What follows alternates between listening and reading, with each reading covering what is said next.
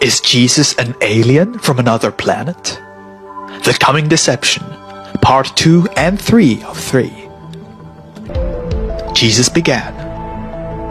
Everyone will be hailing these extraterrestrials for their advanced intellect and helpfulness. There will be heated arguments, even among believers, that they are Christ-like and holy. How will you tell them apart from me? When they talk about loving one another, forgiving, walking in peace and freedom. When they talk about higher consciousness and spiritual dimensions. When they display healing powers and supernatural signs and wonders. And when they talk about a 1,000-year reign of peace. When they talk about a Christ consciousness and display great dignity. How will you know if they are truly Christians, if they are saved, or if they know me? If they tell you that I came from their planet to prepare the earth for a great awakening, how will you know if that is true? What if they tell you that my brother is Lucifer and has the very same powers? Won't the witnessing of their supernatural wonders convince you that it might be true after all? It is the same old New Age doctrine wrapped in a covering of supernatural events and signs. My people, do not be misled by those who are preaching light, love, healing, and equality, but endorsing what you know to be sin. You have all been prepared to accept gay and lesbian marriages, even to the point of thinking that changing your gender, even allowing your children to change their gender in grade school is okay. How perverse must things get before you wake up to the great deception being worked right in front of your very eyes? Many scientists are perplexed as to what exactly the alien agenda is. These men and women do not know the scriptures, so they are left in the dark, wondering if they are indeed evil or good. How could anyone who created a medbed for the sick be a bad person? How could anyone who provided the plans for free energy and simple flying cars for everyone be bad? These are dreams come true for mankind, and that is exactly how Satan has planned it.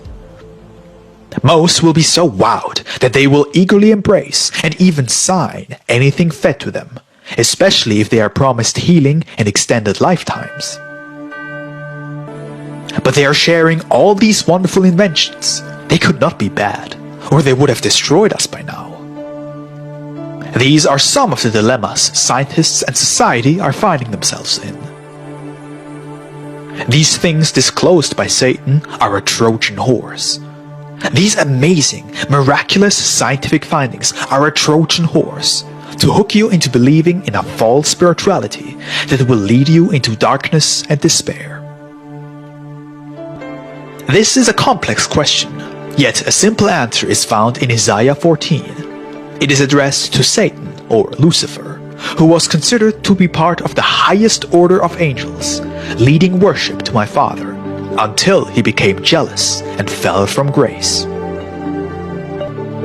How you have fallen from heaven, O day star, son of the dawn!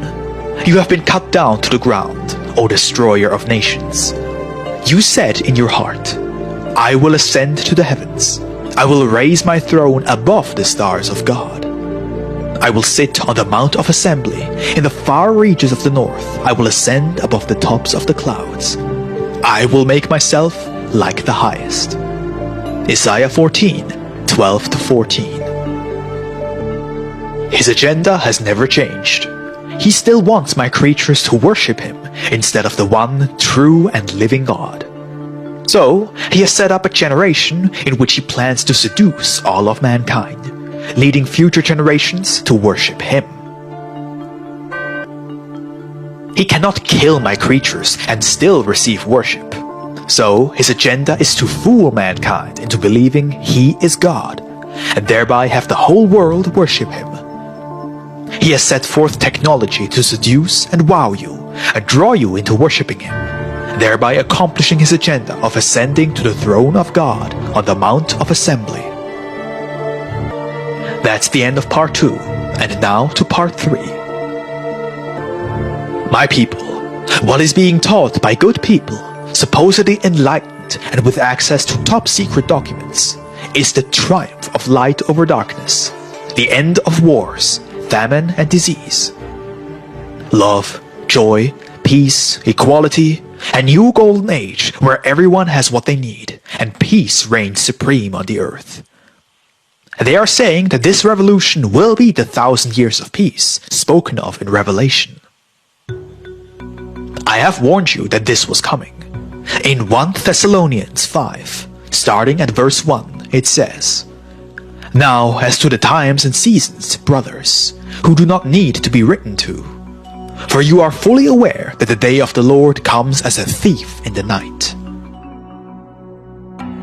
While people are saying peace and safety, sudden destruction will come upon them, like labor pains on a pregnant woman, and they will not escape. Why will this happen? It will happen because the restrainer will be removed, and suddenly Satan will have free reign over the earth. May I say to you, the 1,000 years of peace are real, but it will not begin until I have cleansed the earth of all her iniquities with fire, and gathered together every demon and fallen angel, confining them, so they can no longer mislead those on earth. I have written this in the scriptures to give you a guidepost to the events you are now approaching. After that has been accomplished, you can look forward to me coming to the earth with my saints and angels, to reign for 1,000 years. But until that is accomplished in its totality, you have not yet passed through the fire. Prepare yourselves, beloved ones. Prepare your hearts for this time, which will come as a thief in the night, and steal all joy from the earth. These things are dictated to the Apostle John, written in the book of Revelation, must come to pass. I have preserved and protected these words for 2 millennia, so that you would know what is going on. Be led by my Spirit, and not by the spirit of this world.